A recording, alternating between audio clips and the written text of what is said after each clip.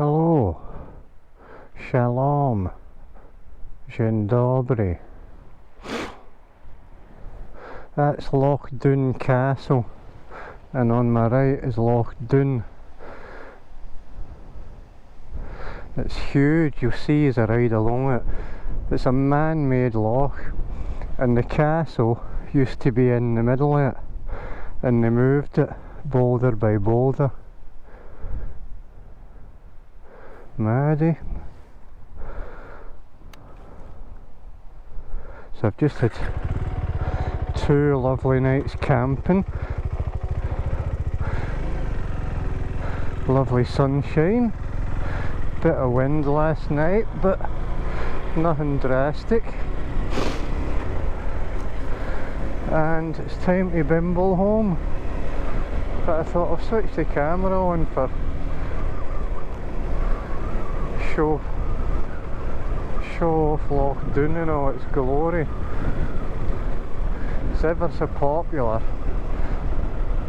People come camping and canoeing, and well, there was a bunch of boys out on pay attention to the road, Stu.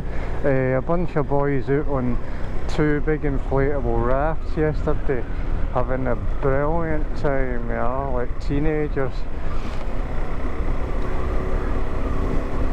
And there's a wee caravan site, but it's really quiet. Oh, and there's a cafe, although I've never been to it, where you can view ospreys apparently.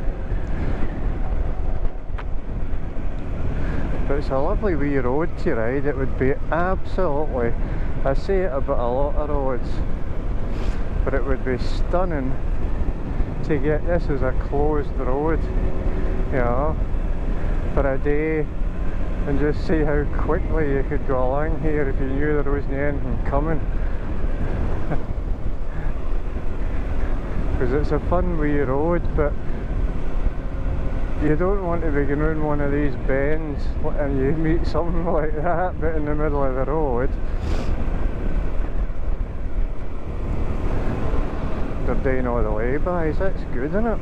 Or a camper van where they're looking at the view and not paying attention, because it's a real distraction. It's so beautiful. It's a shame the sun's gone in, you know, for the sake of the camera. But imagine that, this whole huge big body of water that we're looking at, it's man-made. And I was sitting last night thinking, I wonder how do you do that? And I guess all you do is find a couple of biggish rivers and block the end. I wonder if there were people living in there that, you know, had to be rehoused.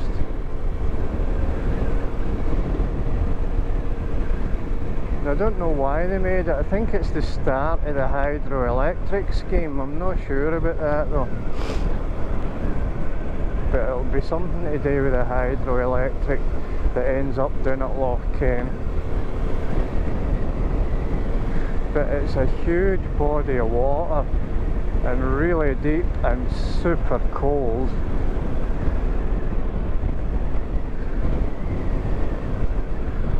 I don't know if you can hear, but it is windy now. What is it, about the 18th of August or something? They're no keen on overnight caravan. I need to pay attention to the road a wee bit. Overnight caravans here, other than at the wee caravan site. But the schools have just gone back this week, so the majority of the holiday makers are gone.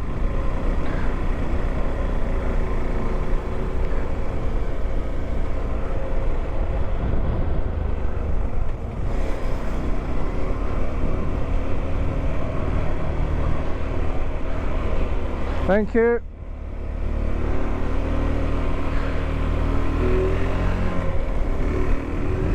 So it's more likely to be like folk that haven't got kids, you know, that'll be still coming here for a bit of camping or a wee break. It's a shame they don't allow camper vans, but I guess the road would just end up chock-a-block. And I don't know if there are problems with people emptying their toilets and things with camper vans. Oh, here we go, we jump. Whee!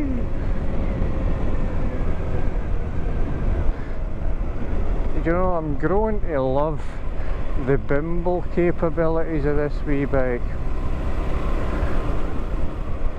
My concern about it was about touring around was that it couldn't bimble, you know. But look, I'm in 4th gear doing 30 mile an hour. And the beautiful thing about it is that if I want to, I can twist the throttle and go a lot quicker. That's where the Himalayan dies a horrible, miserable death. The CRF's probably a better all-round bike than the Himalayan. Quicker on the road as well. I mean, I had the 250, so the 300 can only be better. But that suspension was just a joke. Even my wee skinny bones squashed it down to there was nothing left in the back end. Pogo stick. Great bikes, but I don't think I would like to tour on one, and I know people do. I know there's these famous YouTube people and all. Where's the road going? Oh, there we go. I see. Ayrshire South District.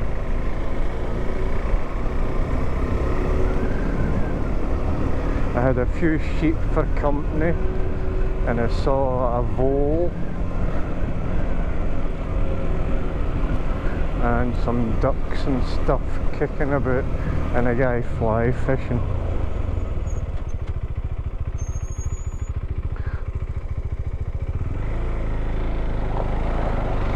I know I can get by easy, but he doesn't, you know.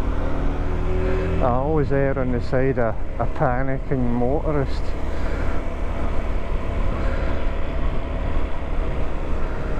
That's amazing, isn't it? Miles and miles of man-made loch.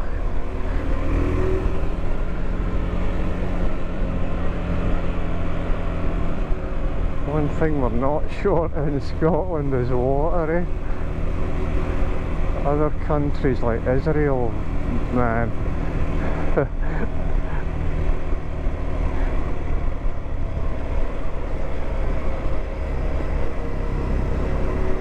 Where you actually need it more as well.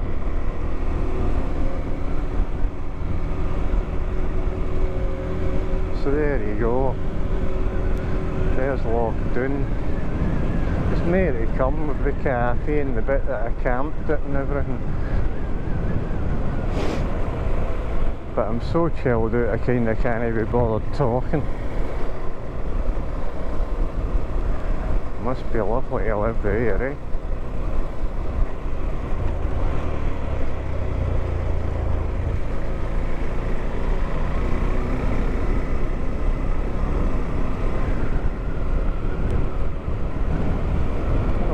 Birdies.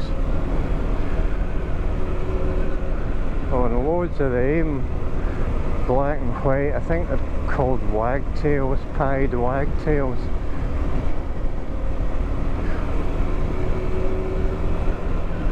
Car coming.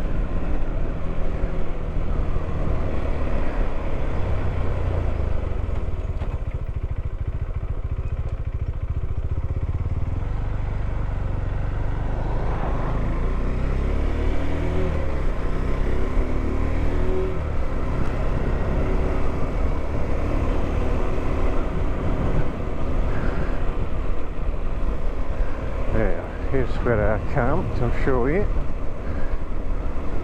There's the wee caravan site, it's cool, eh? Because it's all tourers.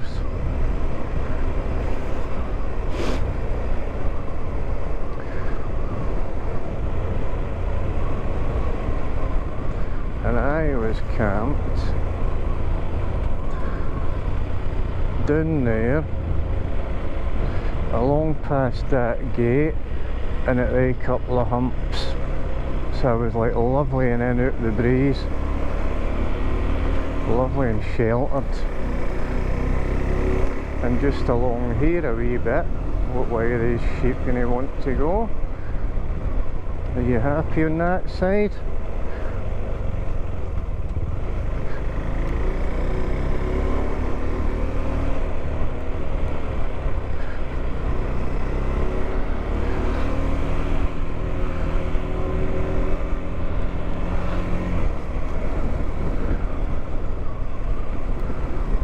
I mean, the sheep are pretty used to vehicles, but they're also stupid creatures.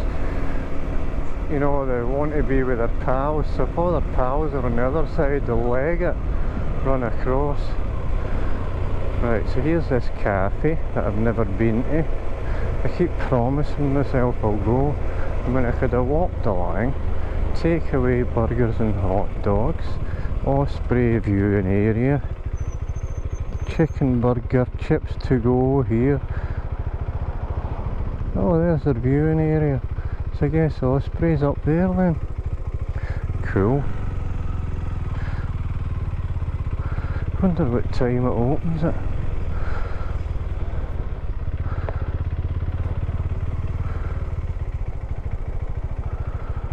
Ness Glen. So I see a kingfisher there on the poster.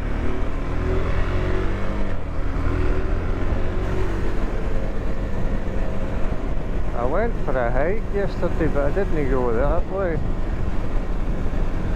I think they've got bikes, or there was bikes parked there the other day. Oh no, cars.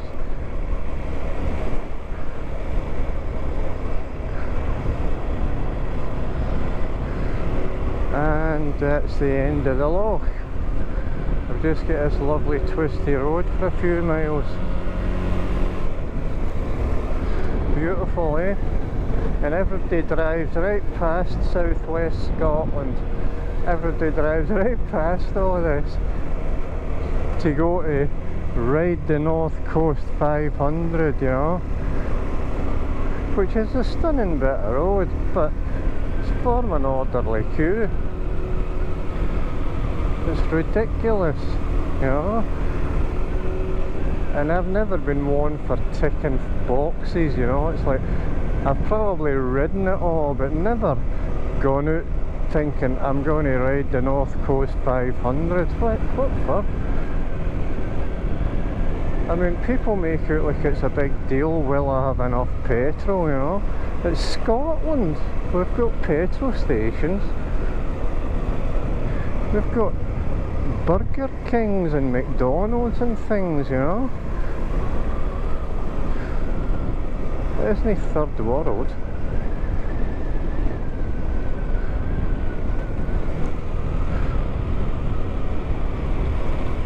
The glamping pods down there, I bet you spend a fortune just to sleep in a wee pigsty.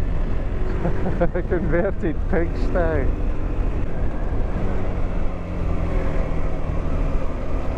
Taking it easy because I can't see around the corner for all the bracken. There's a good view, eh? See what I mean about you can just meet a distracted car coming round here looking at that exact same view.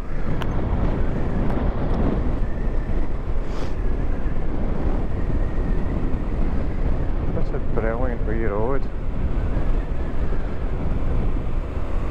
Considering my back tyre is totally squared off and I've got 14 tons of luggage, because as a test I decided to try putting everything on the bike to be able to go for as long as I like, you know, rather than going for a night or 2 nights. So I could in theory live off the bike now.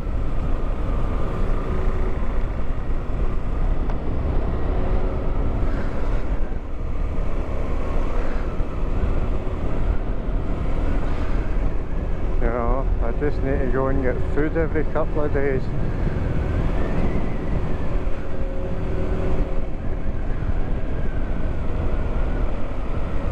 And find a gas shop once every week or two.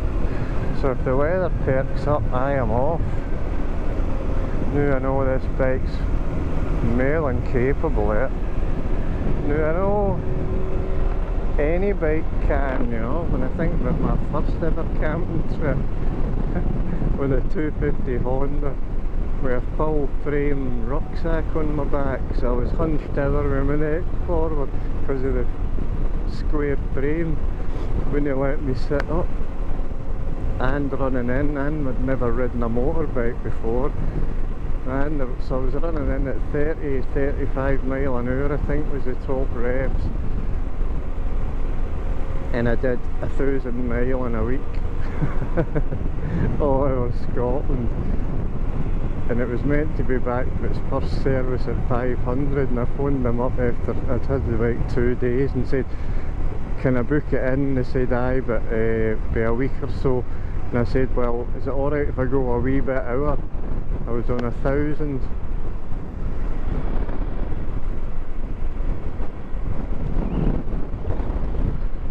So I know not very powerful bikes are capable of it, but you know, I'm really loaded up.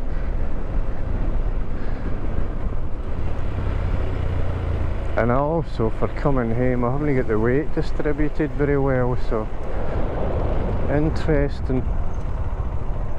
Oh yeah, BMW boys, not gonna wait.